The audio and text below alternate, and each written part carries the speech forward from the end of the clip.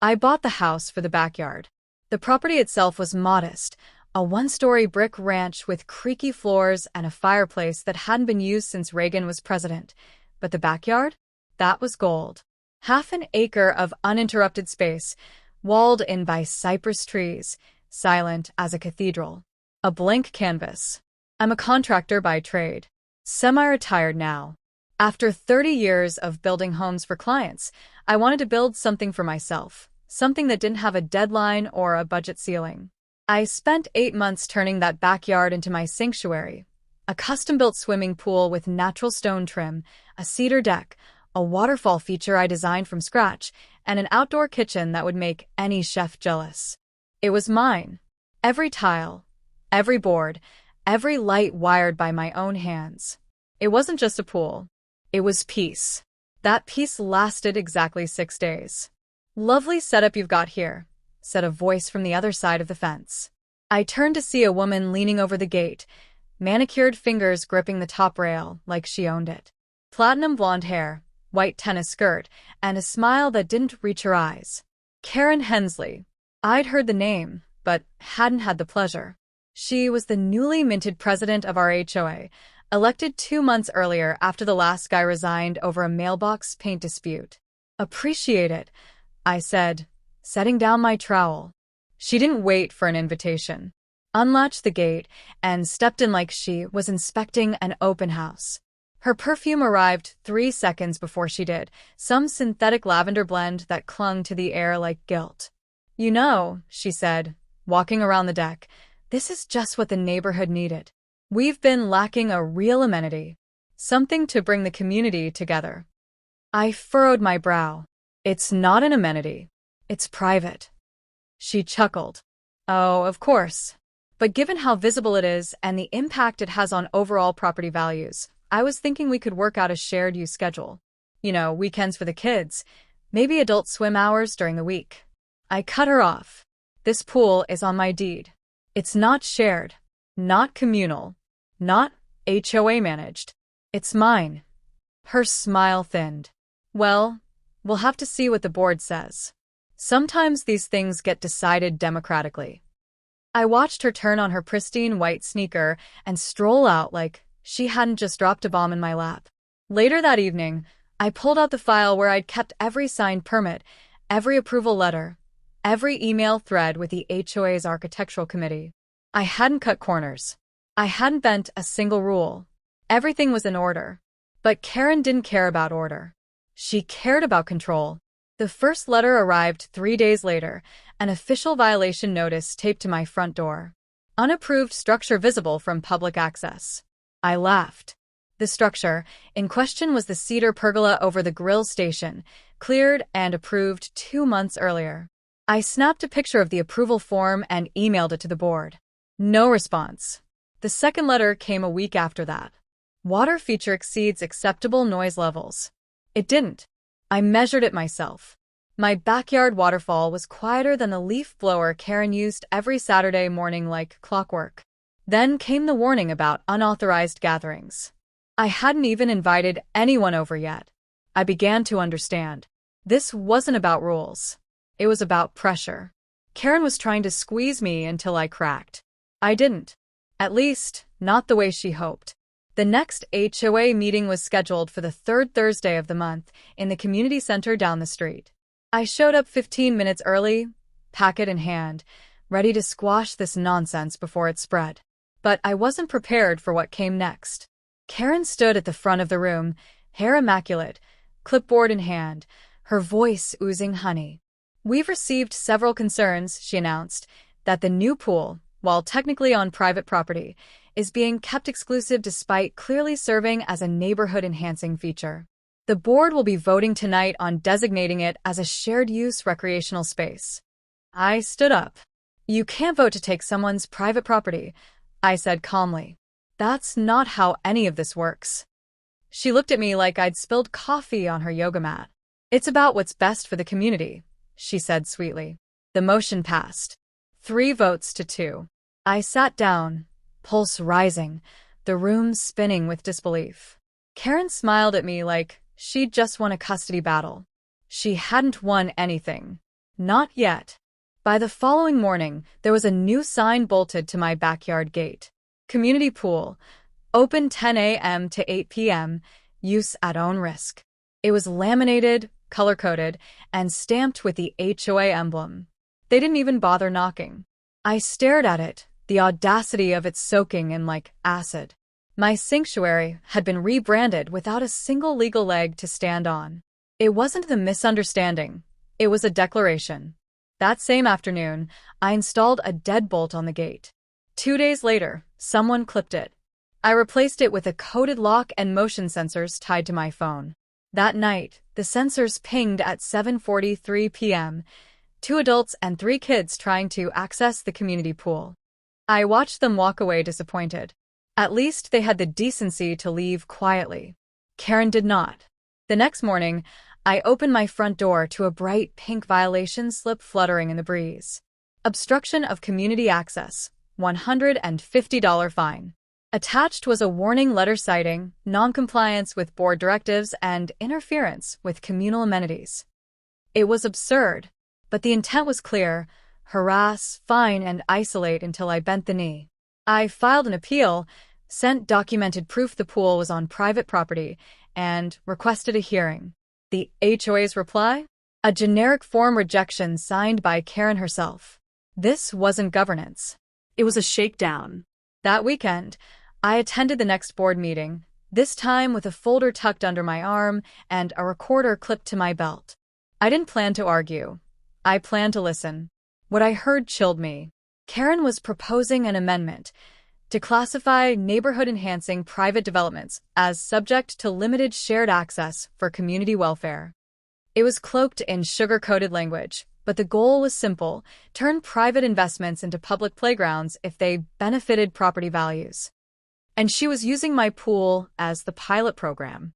She's calling it the Fair Use Amenity Initiative, whispered Marla Jensen, one of the other homeowners, as we sat in the back row. But let's be honest, it's just pool theft. I nodded.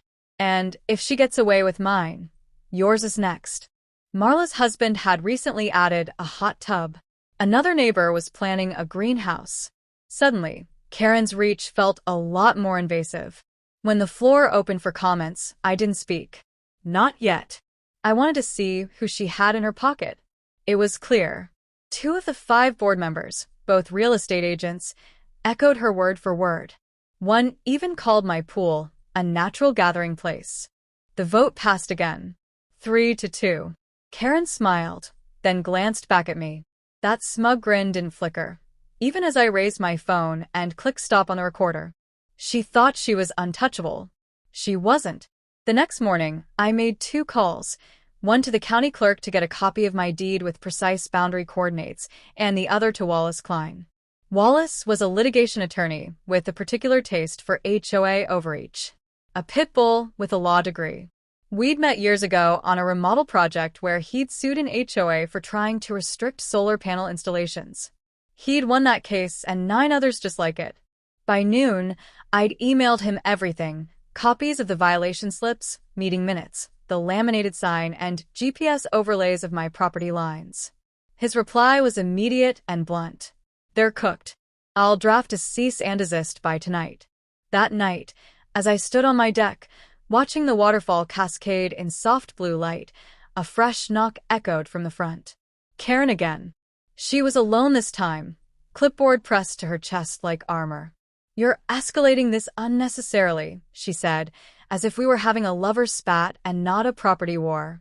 "No one wants this to get ugly." I leaned against the doorframe. "It already is." She tried to smile. "The community supports this initiative. Then let the community build their own damn pool."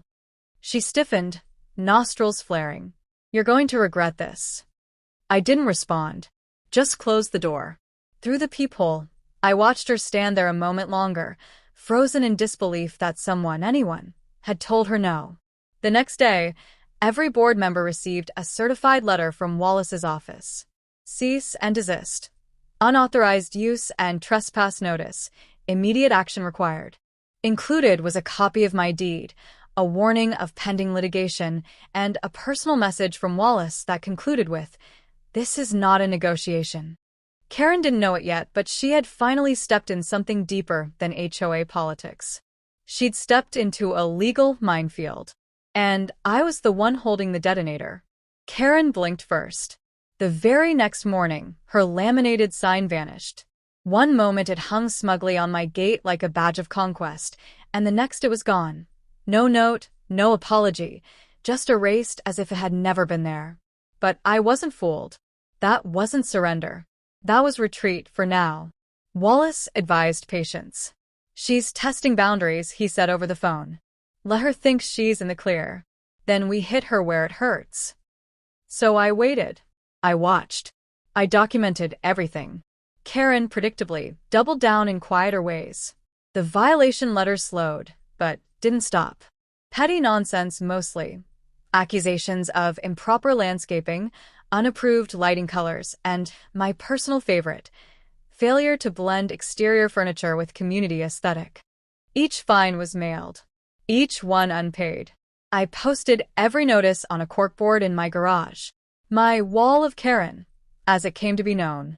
But then she made her biggest mistake. She charged Marla Jensen's account a $400 usage fee for her hot tub, claiming it fell under the newly passed fair use policy. Marla, who had kept quiet during most of this, lost it. I met her at the community center parking lot 2 nights later. She had a folder clutched in her arms, eyes blazing. I'm done whispering, she snapped. We're taking this public. And that's when the real resistance began. Marla had a gift for rallying. She started with a neighborhood Facebook group, sharing photos of my backyard, the community sign, the cease and desist letter, all of it. Within days, the post exploded with comments. Turns out, I wasn't the only one Karen had crossed. One neighbor had been fined for planting native shrubs too wild-looking. Another was forced to paint over their child's chalk art on the sidewalk. Someone else had their bird feeder removed. Vermin risk, Karen claimed. Stories poured in, and for the first time, people were angry together. We called ourselves the Property Patriots. Half a joke, half a rebellion. And we had a plan. The next HOA board meeting wasn't just another quiet affair. It was an ambush. Every seat in the room was filled. Every wall lined. Over 50 homeowners, many holding printed violation letters or copies of Karen's policy proposals, stood shoulder to shoulder.